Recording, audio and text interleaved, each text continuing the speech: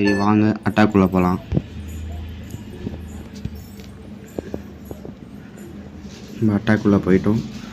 அவனுங்க வந்து சிசியூவில் பலூனையும் ட்ராகனையும் வச்சுருக்காங்க. இருந்தாலும் பரவாயில்ல, நம்ம இந்த அட்டாக்மே எப்படி இருந்தாலும் ஈஸியாக அட்டாக் பண்ணி ஜெயிச்சிடலாம். சேர்த்தா மாதிரி போட ட்ரை பண்ணுறேன். சூப்பர் கைஸ், இந்த இடத்துல 2 ராக்கெட்டுக்குமே டேமேஜ் விழுது. அதனால் 2 ராக்கெட்டையும் ஈஸியாகவே ஆர்சிப்பரோட சேர்த்து உடச்சிடலாம்.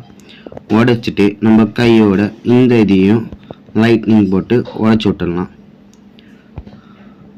அவ்வளோதான் கைஸ். இனிமேட்டு இந்த இடத்துல ட்ராகனை டிப்ளாய் பண்ணி விட்டா நம்மளுக்கு ஈஸியாக 3 ஸ்டார் கிடச்சிரும். ட்ராகன் பின்னாடியே கிங்கையும் இறக்கி விட்டோன்னா ட்ராகன் உள்ளே போகும்.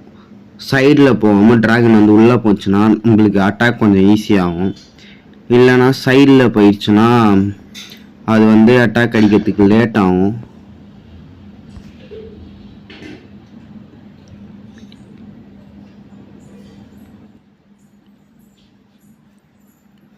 அவ்வளோதாங்க, இந்த பேஸை நம்ம ஈஸியாகவே 3 ஸ்டார் போட்டுடலாம்.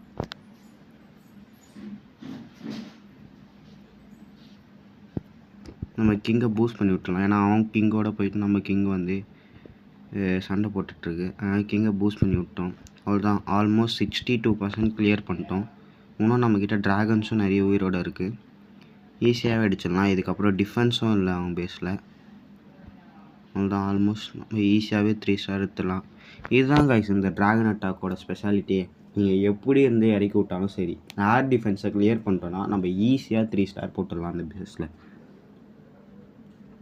அதே போல் இந்த வார்லையும் நம்ம அழகாக ஒரு 3 ஸ்டார் போட்டுட்டோம். அவ்வளோதான் கைஸ், இதில் ஈஸி 3 ஸ்டார் போட்டுட்டோம் நம்ம. ஓகே, இப்போ இதை போலயே அடுத்த பேஸையும் நம்ம 3 ஸ்டார் போட முடியுதான்னு பார்க்கலாம்.